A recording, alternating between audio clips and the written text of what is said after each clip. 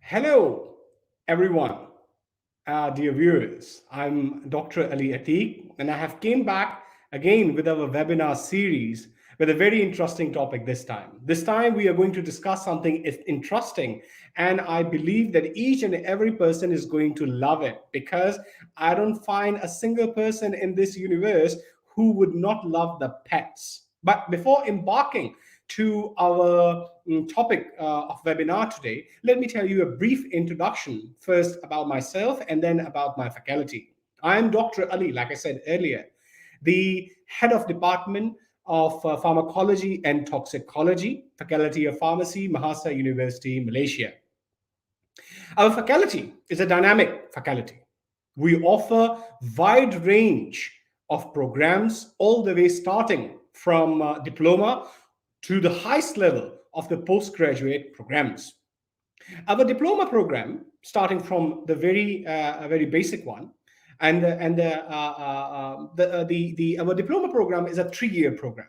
After the completion of this program, you will be able to become a pharmacy technician. You will be able to serve the community, and you will be able to, of course, serve your country as well. Then comes the Bachelors of Pharmacy. Now, Bachelors of Pharmacy is a 4-year program. Completion of this program will make you a registered pharmacist. And while we are talking about the pharmacists, the healthcare professional and the frontliners have fought the war against the pandemic very bravely, and the pharmacist was one of those frontliners. So we prepare those warriors. Then we talk about, I want to discuss another program today, and that would be the Bachelors of Pharmaceutical Technology. It's a new program, but it doesn't mean that it shouldn't excite you. This program is specifically designed for those people who have interest in industry, and when it comes to the industry, interest in pharmaceutical technology. Okay, now it's a vast range of of the career where you can embark after the completion of your degree. And last but not least will be our postgraduate programs that will be masters in pharmacy and masters in PhD. And of course, by completing this program, you can be part of the policymakers, you can be part of the most elite people who make policies for the country and who make the judgments which make people's life easier. Now, without further ado, let me introduce my today's speaker to you, that is Dr. Shahryar Afzal. Dr. Shahryar Afzal is the senior lecturer of Department of Pharmacology and Toxicology. He's a brilliant speaker, and I'm sure you're going to love what he's going to share today. Dr. Shahryar Afzal, the floor is all yours, sir. Thank you so much.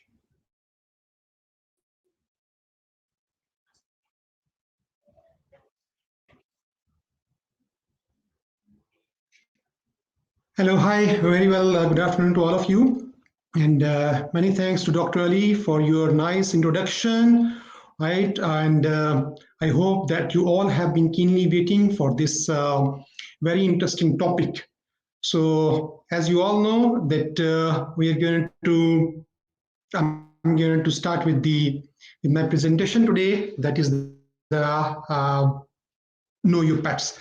So probably, first of all, I need to welcome you all of you over here with this very interesting and mind-blowing topic. So probably I know that some of you might have been love your pets, right? So it means that you are over here. While owning a pet is not is rewarding, but be mindful that the ownership of the pet is also a huge responsibility. So we need to discuss those important points. So before which you are going to keep the pets with you. So I'm going to give you some of the very few silent features and silent interesting topic things which you probably would love and keen to know about how to keep your pets, right? So 7 important things we should know, should keep in consideration before getting a pet. Okay, probably we think that the pets like the dog and cats, probably hamsters, rabbits, sometimes the birds. Okay, so first of all, the most important thing what you have to keep in mind, Do you commit yourself for owning for making the ownership for the pet? So pet ownership is a very long-term commitment. It's not short-term commitment, because we need to take care of the few of the things which the animal or which our pet requires. So dogs and cats, they probably have the lifespan of 10 to 15 years. So if you have a very infant, either of the dog or the cat, and then then you are responsible to take care at least for the 10 to 15 years to give them the good life. If you really love them and you are quite committed to this, to this of your aptitude.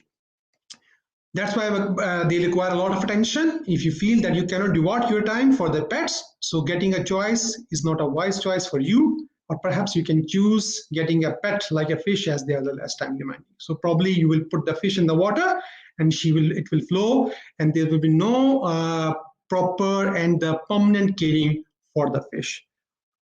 Second thing, can you afford it? So know your financial condition. It's not easy, because nowadays, because we are also getting from this pandemic period, so chances of survival is getting very difficult. Okay, so you have to earn the money, have to take care of the family as well. So to take care of the pets is not easy in the nowadays. So financial condition is very important. So because it costs you a lot. For example, for instance, we say the food, grooming, their toys, veterinary care, and the treatment, and are the expenses you cannot afford if you own a dog or a cat. So you have to take care of all these kind of things. Owning a fish, on the other hand, is less costly compared to the other pets. So definitely you have to take care of those pets which are going to survive, which are going to spend the time with you during the daily hours, during the night times, or during the daytime hours. So will pets fit your lifestyle? Okay, so this is the third important thing. If you have the long working hours, busy social life, going to the office daily in the morning, coming back in the late in the night hours, and you travel a lot. So you have to think before that you are getting a pet like a dog or cat, because they require a lot of attention from your side. And they require attention. They need you to play and interact with them constantly, because they are not the non-living objects. They are the living objects, and they require the attention continuously, and they require a few things which you are responsible to provide them. So solitude can lead to the serious behavioral problem, and make sure that your pet can accommodate your lifestyle. So means you have to give them the time of that proper timing in which he can accommodate with your lifestyle, that what time you're going to wake up, what time you're going to take your food, what time you're going to go to your work, what time you'll be back, and then what time you're going to sleep, and how much time you're going to spend with them to play with it. Do research before on the pet you wish to get. What kind of animal you want to love it, you want to have it, you want to consider for you as a pet. For instance, pet care, a great deal of the knowledge. First of all, it's grooming, it's nutrition tips, what kind of the food, because as I already mentioned, they are the living objects, not the non-living objects. And the safety are the stuff you need to know before you get a pet or a dog or a cat either. Just Google it, just like you can see everything as at your fingertips. Google it, see what kind of the requirements for that particular pet for whom you have made your mind to keep it with you. You may find that tons of information on the internet. If you think information from the internet is not reliable, you can always refer to the veterinarian in the community. Veterinarian, just like to tell you very honestly, I myself is a veterinarian by profession. Okay, so veterinarian who easily can take care of the animals, who diagnose the problems, who diagnose the diseases, and ones who treat those type of the problems, because this is the most important thing in case of the animals, that they cannot tell you what actually they suffer and how they behave. Okay, so you need only have to imagine, you need have to make the proper diagnosis from their behavior and from the history which the owner or you will share with the veterinarian as a doctor. Allergies. So definitely right now nowadays, very much the most important thing, why we are the mask, why we are sanitizing all the hands all the time. So make sure you or your not family members don't have the allergies to the fur in animals. Fur is a part of the animal body. Okay, hairs are present over there. Okay, if you have allergy to that one, you have to take care. So the animal is not going to harm your life as well. And if you're not sure whether your children are allergic to the cats and dogs, to spend time at your friend's house with a pet to find out whether you are really allergic to that kind of the animals or that kind of the fur as a part of the body of the animals. Training, that pet training, obedience, it should obey you. Behavioral training is sometimes that you can miss it out. Most important thing. Basic training is potty training. So means because otherwise, if there's no single guarantee method for success in potty training, you have to invest the time and effort. Just like you are doing the potty training for your own infant at the home for a small child. Okay. So dogs, for example, need to be taught so that they will behave well. Because these animals, they can learn at very fast speed, even as compared to the normal human beings. Or otherwise, they will destroy your house and they leave a big mess for you to clean up. And it will be really a difficult task for you to manage it. So therefore, the training is one of the most important most important aspect need to be considered before you keep the animals as a pet.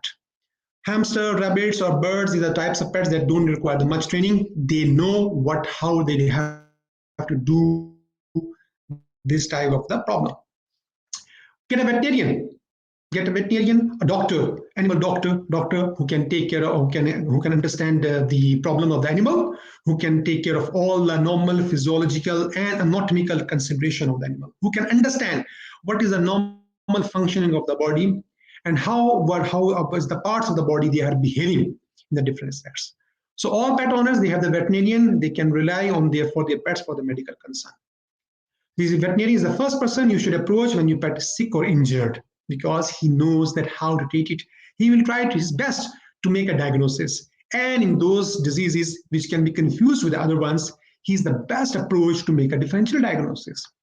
So veterinarians are also your important source of information about your pet, and find yourself a trustful veterinarian before getting a pet. Because once you know that you can trust a veterinarian as a doctor or who can help at the time of the hour, at the time of the need, where your animal is at some sort of the difficult condition, so you would definitely be advantageous that your animal would not be harmed and he would be safe in the safe hands. So these are the few things. Then we move forward from the getting to know about your pet from snout to tail. So now we move that once you make your mind, you Google everything, you find a very good veterinarian. Now your next step is to that you already have the pet with you.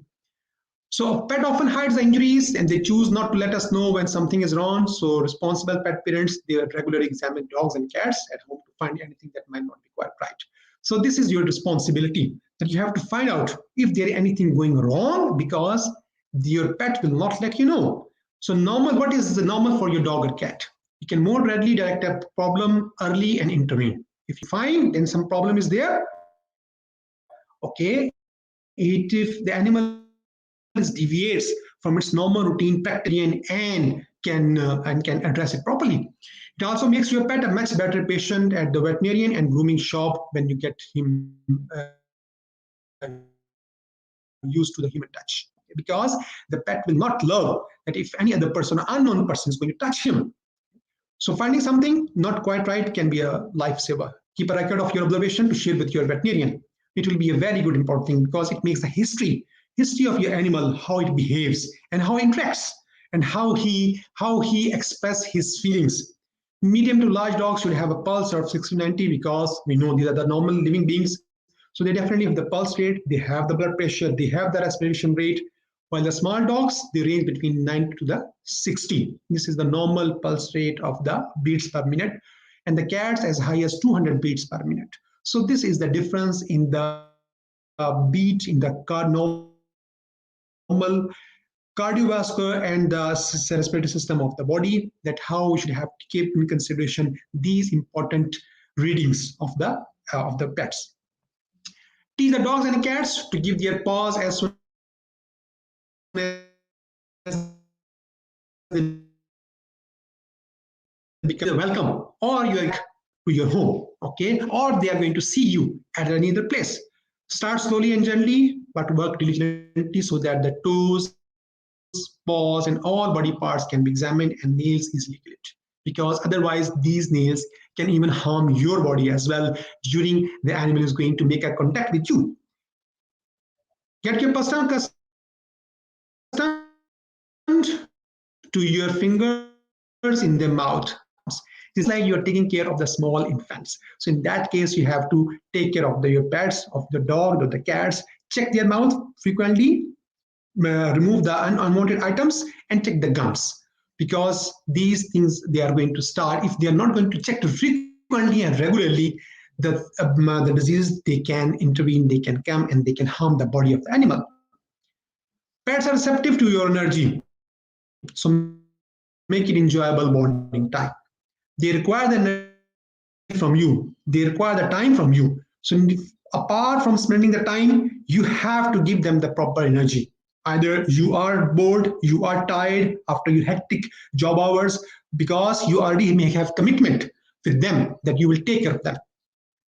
What to look for? So these are the frequently important things you can see in case of the discharging of the ears and discharging of the from the eyes. So check ears for the fall odor or redness. Is there any redness here on the side? Make sure the eyes looks clear, pupils, which are the internal part of the eye, they are dilated, and that there's no excessive tearing. No excessive tearing means the eyes are functioning properly. The nose should not be so dry it is cracked, as you can see in the picture. If the nose become the dry or so wet that costly can be observed on the normal daily basis. Doggy or kitty breath should not be offensive. Smelling sweet or like nail polish remover could signal kidney problems. If you observe that there's some smell like the nail polish remover comes from the mouth or from the parts of the body of the animal, it means something is wrong. So something wrong means the kidneys of the animals, they are being affected. So definitely you need to rush to your veterinarian to further make it confirm or to mitigate that kind of the problem. Feel for the lumps and bumps. Catching a tumor early could save life. If you feel that some lumps or bumps appear on any part or any region of the body, either on the limbs or on the skin, it means it is a very first important signal that animal is getting the tumor. Check paw pads for cracks and make sure nails are trimmed short. Okay. Then we have to keep private areas clean, in anal region or the urinal parts. If your pet has arthritis, inflammation of the joints, or is overweight, you need to get out a warm, damp washcloth to clean them nightly. Because these are the very important things you should need to practice frequently, probably on the daily basis, so that the animal should enjoy a very normal, healthy life, and it will give you those kind of the pleasantness which you actually require, and for what you are keeping the pet with you. At the tail end, in cut short, once you have concluded that your snout to tail exam, encourage your pet in a game of ball, belly rubs, or a healthy treat. Okay, and then helping your pet practice oral exams and all our body checks, which you can make veterinary visits much less stressful for your pet. Because if you can take all these kind of the animal, these kind of the requirements of the animals need to be fulfilled, there are very much visits, very much less visits you are going to pay, you are going to approach to your veterinarian. So performing the home exams are sometimes, rather you should go to the veterinarian. You can call the veterinarian at your home so that he can take care or he can guide you if you are feeling that something is going wrong with your pet. Carry health insurance for your furry family members. Furry family members, your animals like cats and dogs. So just like you are taking care of your health by taking the health insurance. So we need to advise you that you also take the health insurance for your animals. It may be the reason that you are able to help your pet live a longer, healthier life by your side. This is the most important thing. Keep danger out of paws and claws reach, because this is very, very, very significant, because if the animals come in very close contact with the paws and the claws, it means it is going to harm its own body. Keep your pet first aid kit up to the date and refresh pet first aid kits frequently so that you are ready to react even before you can go to the veterinary care. It's very important. If the first aid kit is very close to the to you, in your close proximity, it means in case of any damage, in case of very minor injury would be there, you can easily address it, you can easily take care of it, or rather you are in the condition that you are rushing to your veterinarian. So they are the small things. Pet insurance provides you the peace of mind that if your pet gets sick or injured, you don't have to think twice about the financial aspect, and you can just focus on your pet's care. So there are the different companies, there are different organizations, they are providing you with the monthly or the annual insurance for your animal. Okay, so starting from the very cheap to up to the 2,750. Okay, in case of the trauma or accidents, broken bones, and how much the conditions you are going to cover in the pet insurance. Pyometra and the high dyslexia, small, medium-sized, patellar luxation, gastrointestinal upset. So these are the conditions for which the different kind of the insurance is being covered. Okay.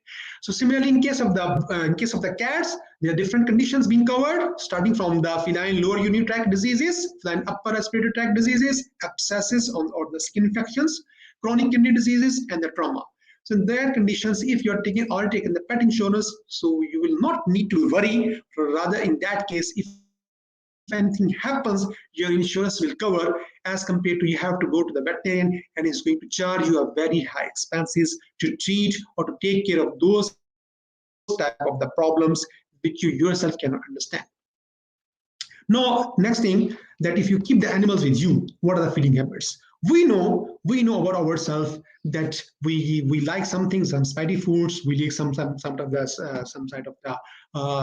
spicy things, some sweet things. Sometimes we like the cold things, sometimes we need the warm things. So feeding your pet makes the feeding habit of the animal. Healthy and balanced diet is essential for a healthy and puppy pet. So normally we can see for the human being as well. Not only it will provide you with the pet enough with energy for its day-to-day activities, but is also vital for the proper brain function. So definitely, when your animal will get the proper food as energy, it will give the proper energy to the brain, and the brain will function properly. And when the brain functions properly, all parts of the body, they are functioning in normal, in a conducive manner. Adequate diet is also particularly important for the animals in the early stages of their development. Adequate diet, how much the diet they require, consisting of the carbohydrates, how much they require the carbohydrates, the proteins, the amino acids, the fats, the triglycerides, vitamins, minerals, water, how much. That makes the adequate or the normal balanced diet. Different animals, like for example, the cats and dogs, they require the different nutrition, different stages of the life. So means with the passage of time, at the stages of life, puppies around 12 weeks of age will require around 3 meals a day. It is not until they reach around 6 months of age that this amount should be reduced. It means at they reach the age of the 6 months, you're going to reduce to this amount, 3 meals, maybe probably to the 2 times or maybe the 1 time a day. Free feeding in case of the cats. Popular method of feeding is known as this free feeding. Anybody can feed. Your animal is out. Anybody can put the food over there, or whatsoever the food he likes, anytime, any pattern of the feed can be taken by the animal. This is where a bowl of the food is left out so that a pet can eat as much or as little as frequently as they prefer. Means it is at the disposal of the animal, liking ad libitum. The animal will take the food or the water, whatsoever it requires. It works best for the dry foods since they do not spoil as quickly as the wet variety. Some studies, this method results in overeating and subsequently pet obesity. Sometimes it happens the animals free feeding and become obese. Increase in the body weight. So body weight will become one of the major problems later that you cannot afford it. So it may be the best option if you cannot stick to the feeding, if you cannot stick to the feeding schedule. In that case, you can opt for the free feeding. Otherwise, preferably we should opt for the feeding, for a proper feeding schedule. Schedule portion feeding says that it requires a strict routine. You need to be able to guarantee to stick to. Daily in the morning, at the 12 o'clock in the afternoon, 4 o'clock in the evening, or maybe before the night, 8 or 9 o'clock before the night, before you go to the bed. Your pet will know when meals times are ensured that they are ready for them.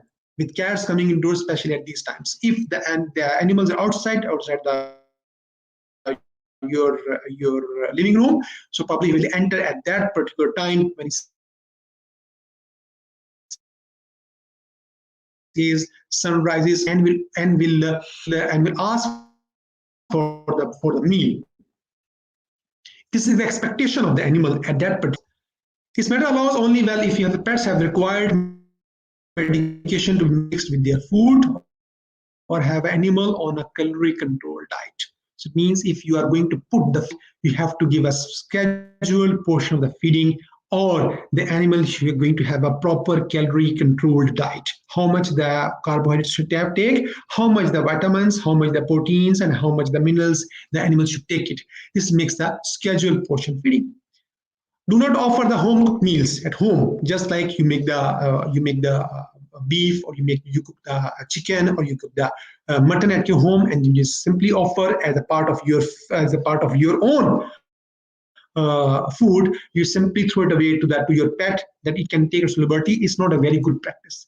They may not meet the complex nutritional needs of your pet. Instead, they stick to the specially formulated pet foods. It is very important thing that we need to adopt, that the formulated pet foods should be used for your pets. Dogs, first ingredient listed in dog's food should be a specified meat. In the first ingredient listed is the wheat. Most important thing, we also take in our food. Corn, meat byproducts, or bone meal. This dog food should be avoided. Dogs should be kept on the same brand, any type of the food, as much as possible. Single brand, single variety, continuously starting from its birth up to wherever, for how long it is going to stay with you. Regularly changing them cause him to an upset of the stomach. If you change the food, changes, the animal will feel the difficulty. If you do not have that change, to then introduce the new food regularly so that their dog's digestive system has a chance to adjust. In case of cats, the order of the food is very much important because they prefer around the body temperature when they consume it. Glass ceramic bowls, normally we put the food in the glass ceramic bowls. They do not absorb external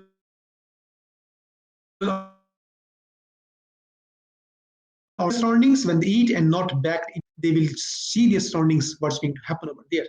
Any noisy condition, the animal is not going to take this meal. So give them the proper, peaceful, and the calmful type of the environment where the animal can consume its feed.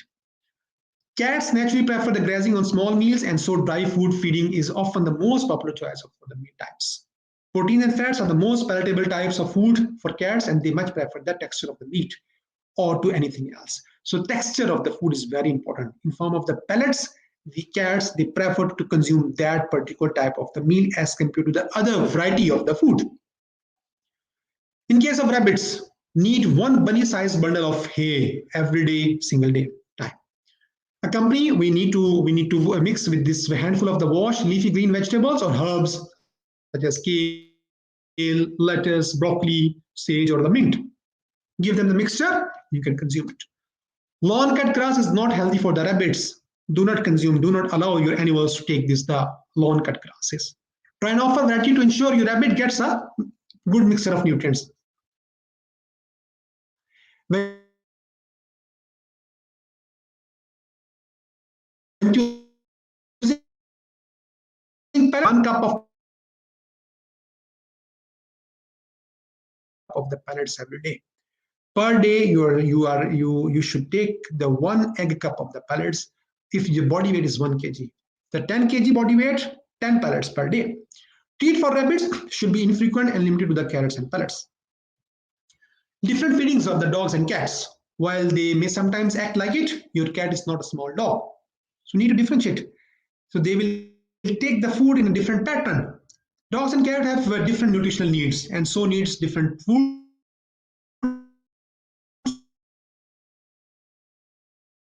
to ensure the right key differences and how you can pick up the right food for your dog or the cat. So it makes the difference between the animals and between the dog and the cat. Nutritional needs for the dogs like the humans are omnivores. omnivores, they can also take the meat and maybe some vegetables, which means they need a balance of both meat-based and plant-based foods.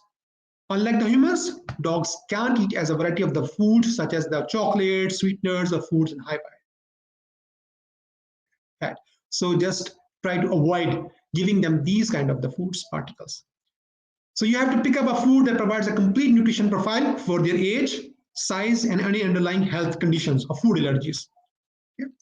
So studies finding that the dogs require the taurine, much like the cats, to prevent the heart diseases. It's very important what we're giving to the animal, because if you're giving those kind of the food particles which are going to disrupt their normal physiological mechanism of the body, particularly the cardiovascular or the respiratory system, so it will cost you a lot later, and maybe the animal will suffer a lot from this type of the problem.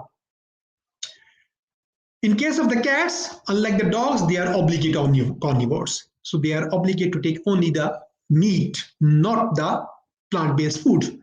They rely on the diet which is high in protein and meat-based ingredients and lower in carbohydrates, but not the plant-based.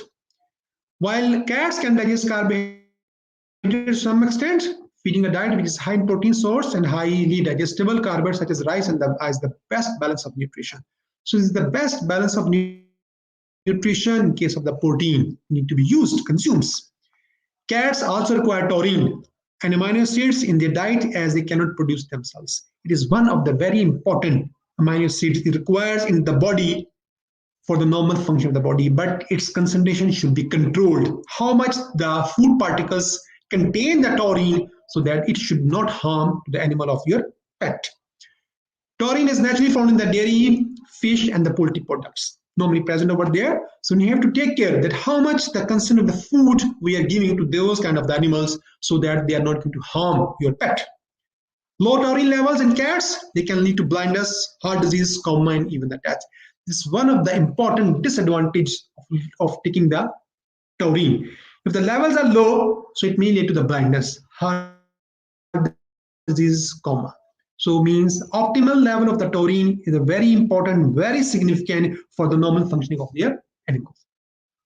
Best pet food for dogs, small breeds. You want to feed several small animals to help blood sugar levels balanced and prevent eating too much food in one sitting, which can lead to GI upset.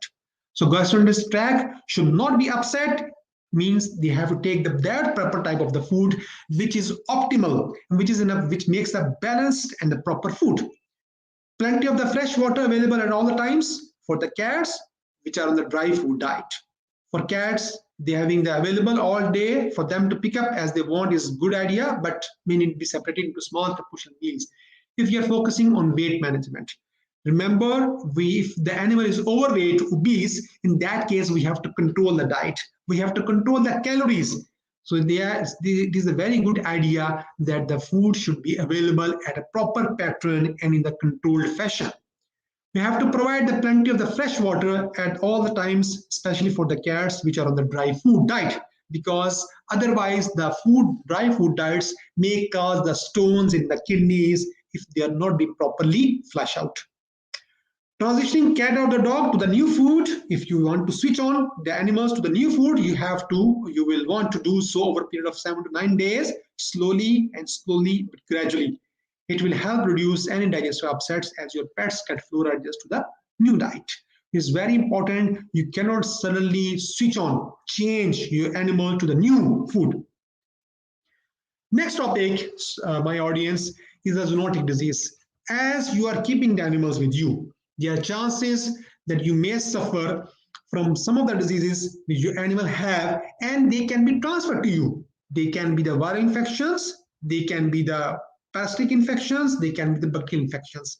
Since the animal is spending a lot of the time with you as your pet, and you love him, and he also loves you definitely. So in that case, some diseases you cannot forget about that one. You have to keep in consideration that these diseases can also give you harm. What are the zoonotic diseases? It is basically a spread of a disease between the animals and the people. Means it can spread from the animals to the human beings.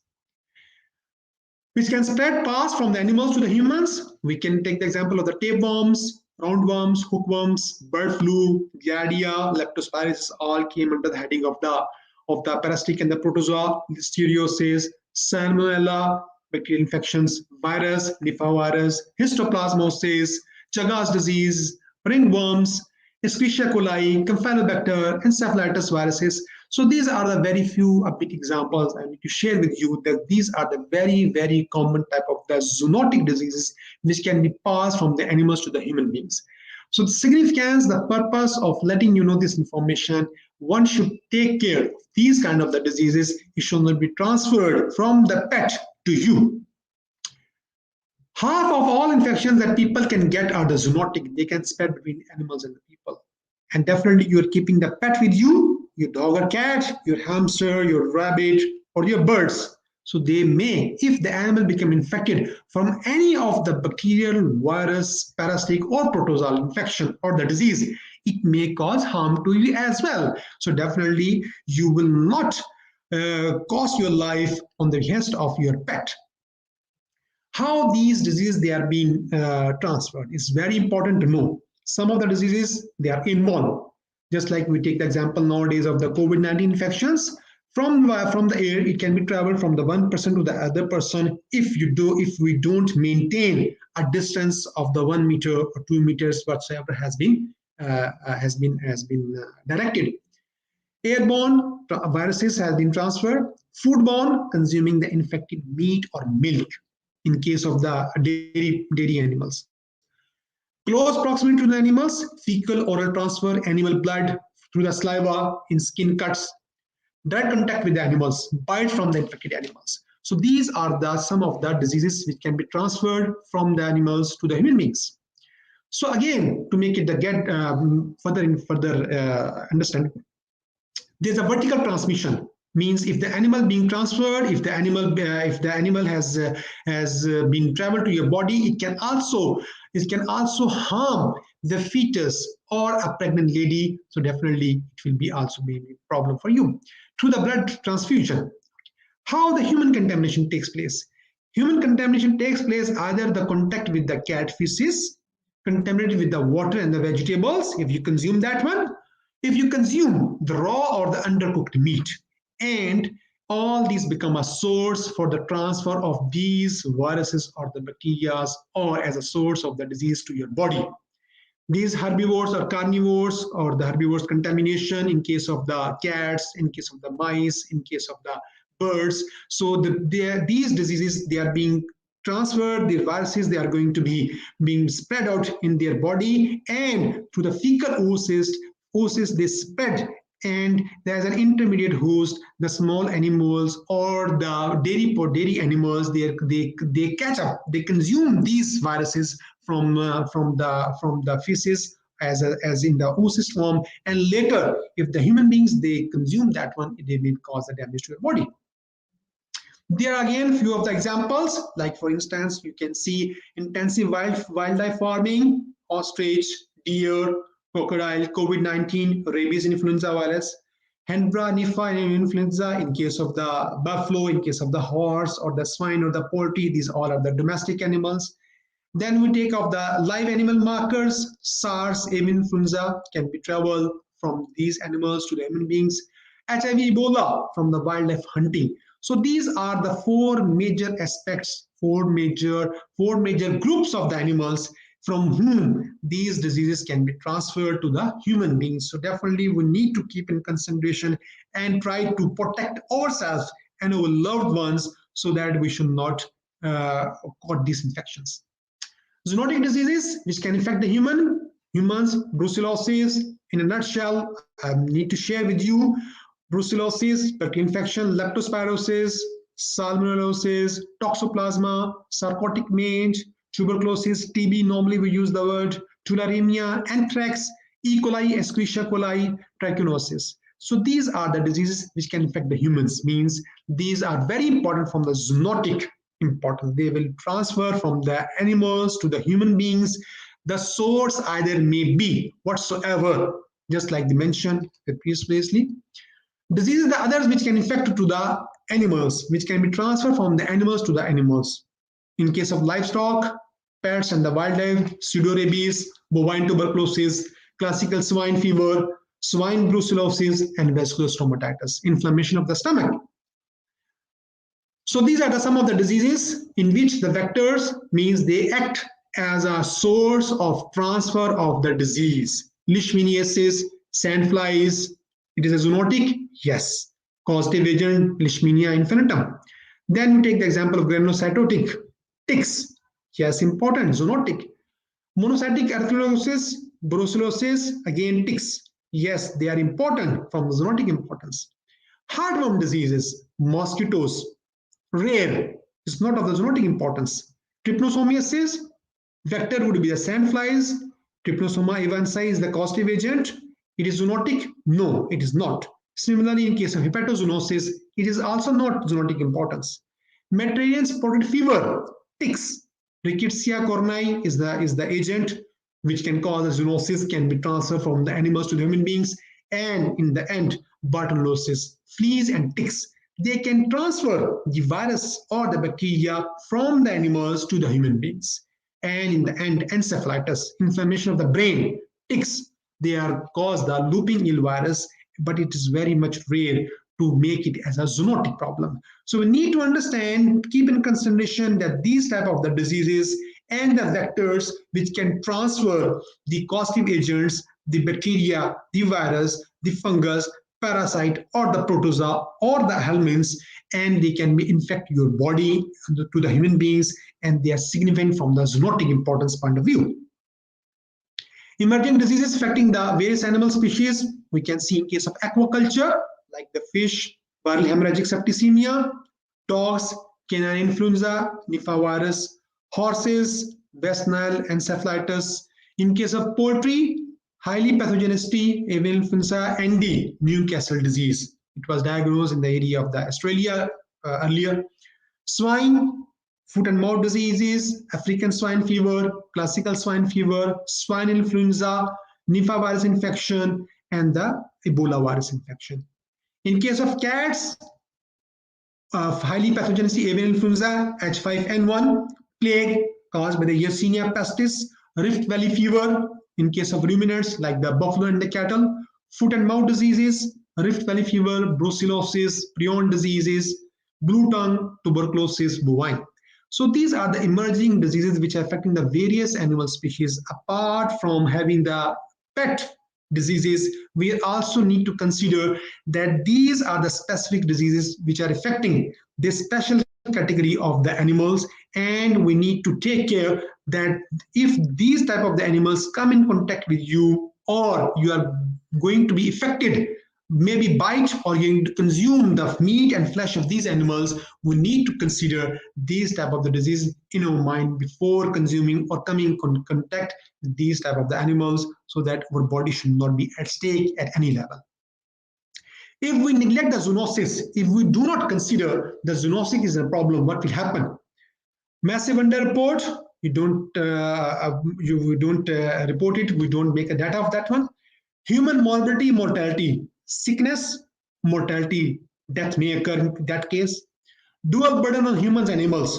So definitely you will lose the economy apart from losing the life.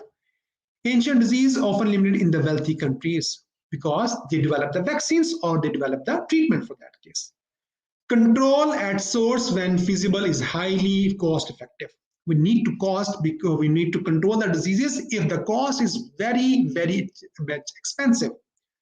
Pose no potential for the global spread, means disease of one area would be present in one area, and they are not going to spread to other parts of the body unless and until the animals are going to be imported or exported to the other countries.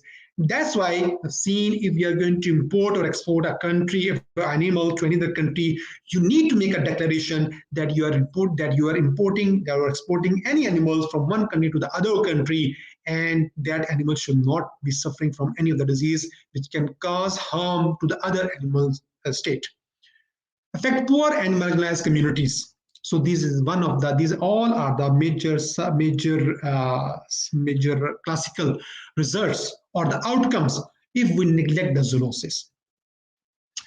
Now we have going to discuss some very important and bit brief diseases which may come from your pets. Cat scratch diseases, normally at your home, if the nails are not being trimmed properly, is called a cat scratch fever. Is a bacterial infection caused by the Bordetella encephalitis, which is spread to the people through the cat bites or scratches. So sometimes your pet is not in the good mood. You return back home lately. You have not given the food properly. It may become injured, lost its temper. It's going to trying to bite you or give a scratch on your body. In that case, the infection may cause. Healthy people, they do not develop any symptoms, and those with a mild infection usually get better without any treatment. Otherwise, you need to see a doctor that this is the problem, and have to see again the purpose of making the significance of the zoonosis of the diseases, that the zoonotic type of the disease should not be spread either because animal come in contact and it has harmed your body through the scratch. Rabies, most important, have you listened the name of that one, is disease which affect the nervous system of the mammals, because the virus is going to spread typically by the infected animal biting other animal or person, and the virus is going to spread and travel into the brain meninges. That's why the brain is going to be affected.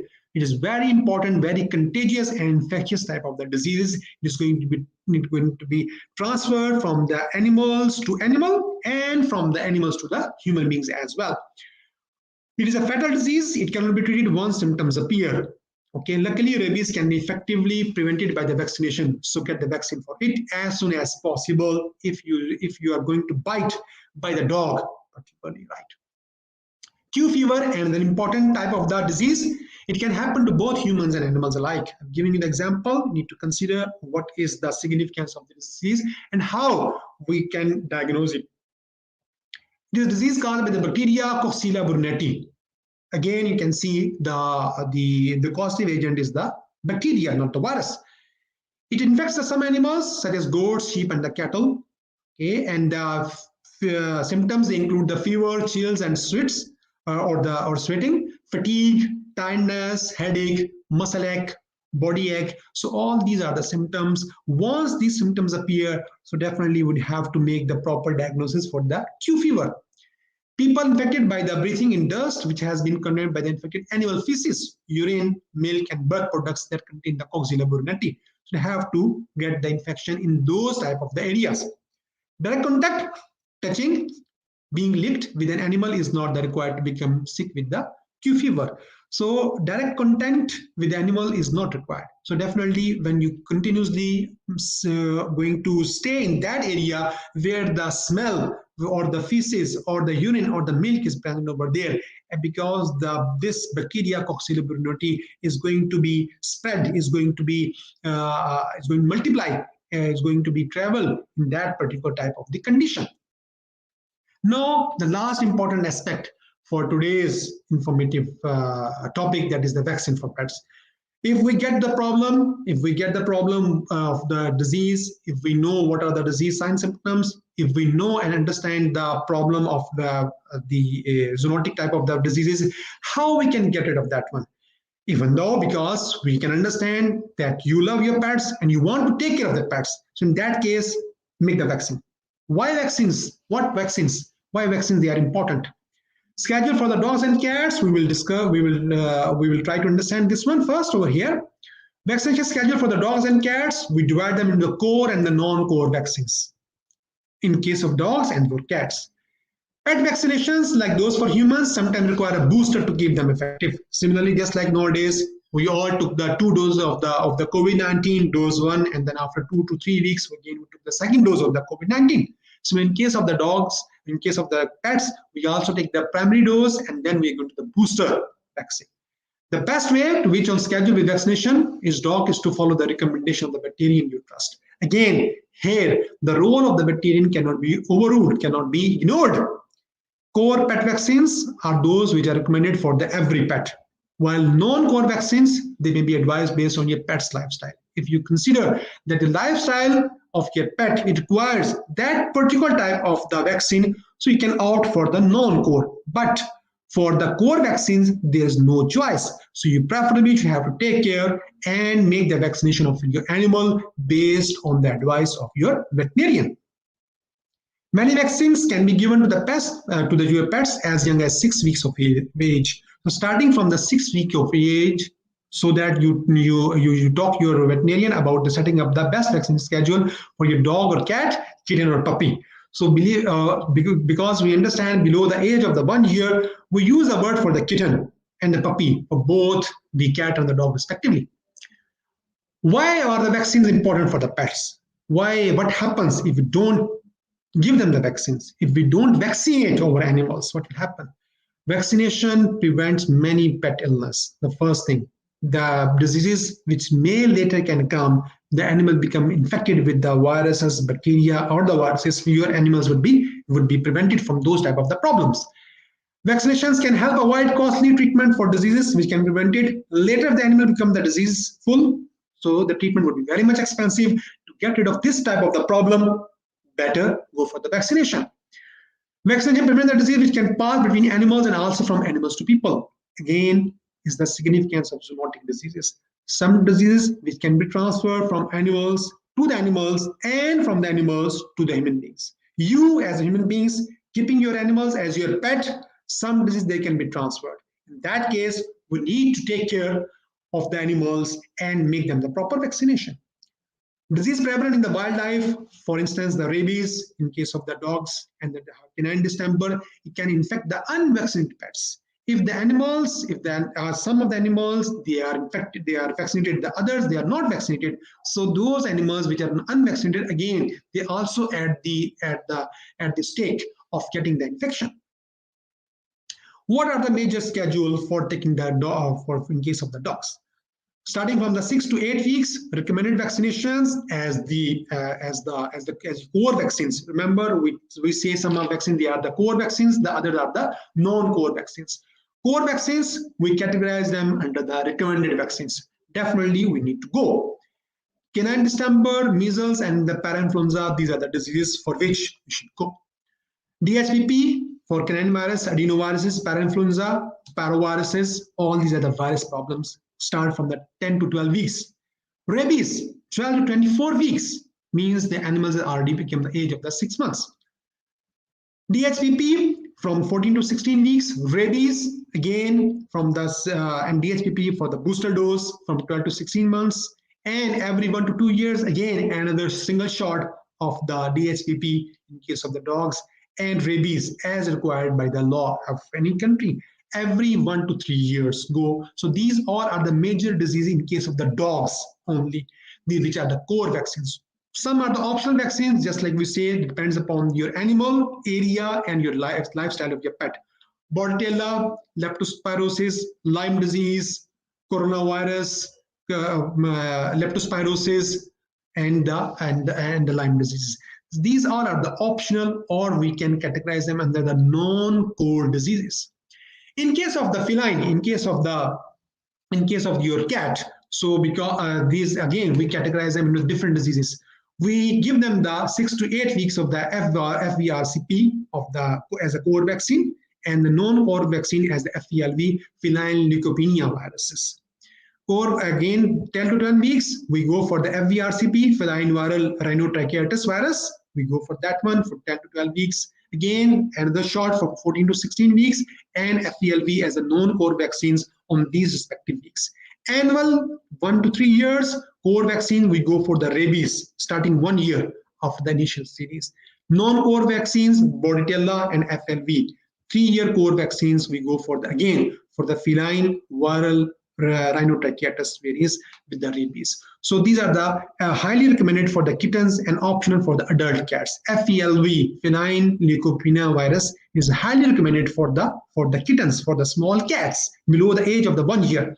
Rabies, highly recommended for 3 years as versus 1 year vaccine depending on the state laws. Again, rabies is a very much important zoonotic problem. So laws have been made and the animals need to be taken care, because if your animal bites you, definitely you will be also in trouble, because your animal is your pet. It's not a pet of the others. It's not a pet of your neighbors. So in that case, again, you will be responsible. So laws have been enacted In that case, better take care of your animals. In a nutshell, again, we have to categorize them, that make a comparison, a summary of this type of the vaccines. 6 to 8 weeks, general dewormer, we have to given, remove the virus, remove the worms, parasites, protozoa from the body, 6 to 8 weeks. Then Bortella vaccine, general deworm or the heartworm prevention, 9 to 11 weeks. Again, 12 to 15 weeks, go for the rabies vaccine, general dewormer, and the heartworm prevention in case of the dogs. And annually, after 1 year or every year, go for the rabies booster, Bortella booster, heartworm test, and for the prevention.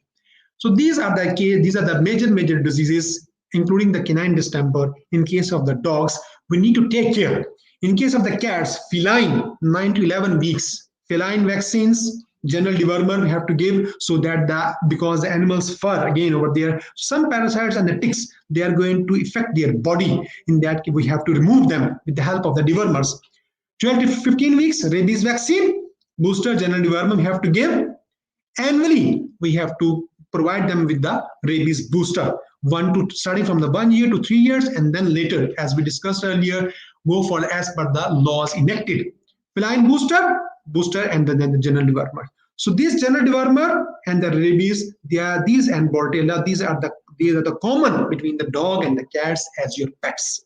So these are the major vaccines you should have to take care, so that your animal should not suffer from the major important diseases, which may prove later to be zoonotic. Zoonotic diseases not only harm your animal, your pet, but your body, but to you as well, and to your loved one as well.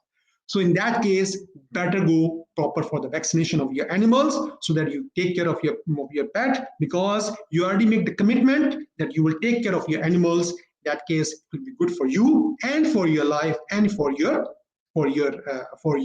dependents as well. So in that case, any question if you have with me, I'm here with you, Dr. Shahryar Afzal, just like in the beginning, mentioned by the Dr. Ali. Okay.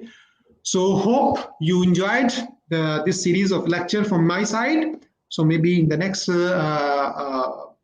we are going to discuss with the other informative. So with this one, I'm going to finish. In case of any question, you're most welcome. I'm here for you to give the reply to the questions. Dr. Shahryar, I must say it was a beautiful presentation. I have learned so much today. And to be very honest, my question block over here, question section, question answer session, Q&A, is flooded with the questions. So this is the first one. And here's the question over here. I've been walking my dog to the nearby park using some same road for a few years. Suddenly, it has refused to walk and stop at the neighbor's house and refused to walk any further up. I tried many times, again refused. What could be wrong? Do you have any idea, sir? Yes, in that case, particularly in case of the animals, you have to keep in consideration. The animals, they have the very important and very strong psychological effect. So probably your dog may come across with any kind of the incident going bad in that environment, and it still makes in its mind that passing from that area, it disturbs a lot.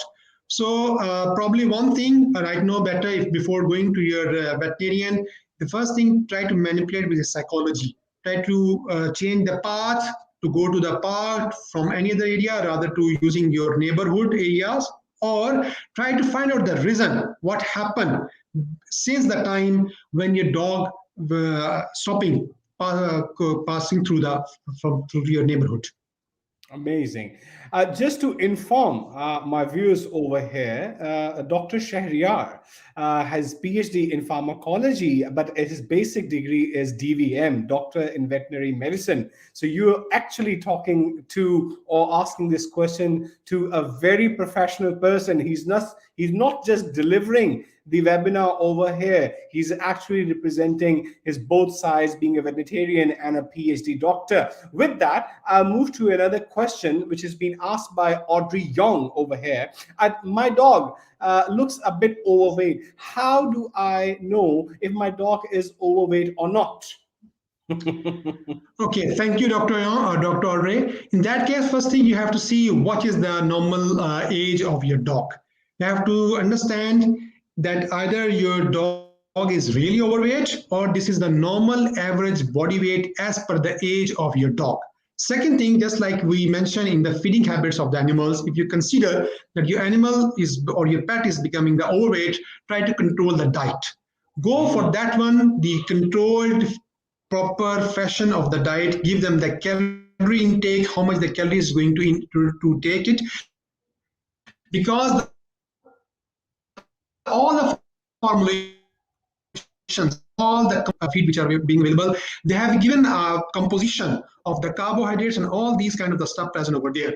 So in that case, I would advise you to make a proper fashion and a timetable that how much the time should be, how much time a meal should be given in a day, and how much the quantity of the meal should be there. In that case, try to practice that one for 1 week and see whether the animal is going to reduce the body weight or not. Thank you so much, Dr. Sharia. I wish I could stop over here, but there are a few very interesting questions I want to add to this webinar also. This has been asked by Qadir Muhammad. Can reptile be considered as pet? If you consider that you can take the reptile as your pet, so I must say that you're a very brave person, that you can take the reptile, either the snakes or salamander, with you as a pet. But as far as my knowledge and my experience is concerned, the reptiles cannot be your pet, because the pets are those to whom you love. They are not going to harm you. But the reptiles, they will definitely harm you at a time. Either you are giving them the proper time or you're taking care of them. So my answer is no, you cannot do that. The answer is no for you, Qadir Muhammad. Then comes Rashida Rocky. How often should I vaccinate my cats? Okay, in that case, again, Rashida, I have mentioned that this is the normal pattern of for all the diseases for the cats, because they are the 5-6 important diseases for which the feline, with cats, they are being prone to. So if you have proper take up your vaccination schedule of the end of your pet, since it's the live food in the beginning, so only go for the booster for those diseases which are quite susceptible later in the life. For example, go for the general dewormers. It's very important because worms can infect anytime. Go for the rabies viruses, go for the booster, and either go for the canine distemper. Apart from that one, if you are sure that you have to keep the record of your animal, that your animal has already been vaccinated for major viral or the bacterial problems, so then there is no need to go for the extra vaccination, because it is definitely going to harm or it is going to disturb the immune system of your pet. Because you should have to keep in consideration, immune system is very vital. These vaccines, they are going to give you a boost to your immune system, and if your immune system disturbs, it will definitely disturb the whole physiology of the body as well. Doctor, I guess you have already answered to this question asked by Zuria Aziz, that I have 6 cats housed in a huge cage. They never leave the cage unattended. Do I still need to get them vaccinated? Just like I mentioned over there, apart from the topic zoonotic diseases, some diseases which can be spread from the animals to human beings, some they are from the animals to animals. If you are sure that all the 6 cats in the cage, they all have been vaccinated as per their schedule, so then they can be in the same place. But if they have not been vaccinated, one of the animal is not been vaccinated. So if you remember in my presentation, I have mentioned over earlier, the disadvantages of not vaccinating your animal would infect the other animals which are present in their vicinity. So maybe those cats which have not been vaccinated as per their schedule, they are at the stake to get the infection from the unvaccinated cats. So proper follow the vaccination schedule. And second thing, if possible, keep them in a separate place unless until their whole pattern of the vaccination completed. Excellent answer, sir. Then again, I'm sorry. I wish I could stop over here, but I said earlier the question and are flooding. My comment section are flooding with the questions. So I need to take one more over here. Azuria Aziz is asking one more thing. Is there any genetic test to determine the cat's breed? As such, there's no genetic test which can be tested unless until you know the progeny, you know the male father, parents, male, and the father and the mother of your animal. Okay, in that case, there's no proper gene testing being available unless until you know the progeny of either of the couple, male or the female. Right. If you know, then you can say that these characteristics are being inherited to the animal. Otherwise, there are no tests being available which can tell us about the independent assortment or the segregation, that this is the proper breed of the animal. Or you can say that the colors and the feeding pattern or the fighting style of the animal give you the clue that this belongs to the proper gene. So it's not quite identical. It's not been reliable in that case. All right. I know everybody wants me to ask their question from because there's a professional amongst us today, Dr. Shahryar. But I will just add this last question, and after that, I would like to conclude this session. The question is from Peachy Lim. Thank you, Dr. Shahryar. My dog is barking excessively. Any idea to stop the dog from being too sensitive, sir? Probably, you see, in that case, I have told you that the animals, they are very much having the very critical and very sharp psychological behavior. Probably, I may say that your animal is missing you sometimes. You are not giving the proper time, and then you're quite busy in your own work, your workplace, and then you cannot give the proper time and you're going to bark excessively. Sometimes, in that case, one clue only. If the animal is your dog or the bitch, whatsoever, in that case, if they are passing from the reproductive cycle, if they are at the heat level, in that case is one of the clue the animal excessively bark, either the bitch. In case of the dog, if he really wants to intervene, if he want to make the copulation with someone, he tries to give the proper barking.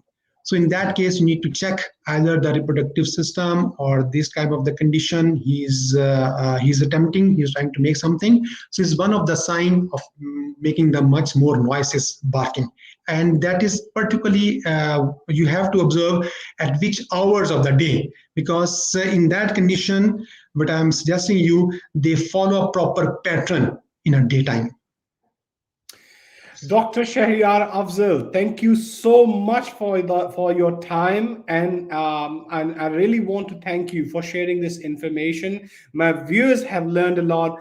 I have learned a lot, and we were fortunate enough to have a veterinarian doctor and a PhD doctor from the pharmacology field at the same time. So thank you so much, sir, for your time. Thank you, sir. Thank you so much, everyone, for being with us on this webinar.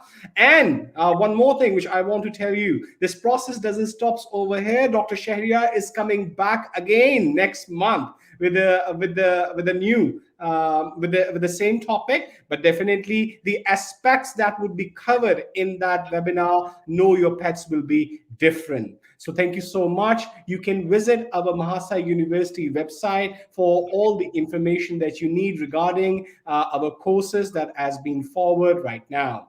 Thank you and take care. Stay safe, stay home. Thank you. Thank you very much, Dr. Ali and my audiences. Thank you very much.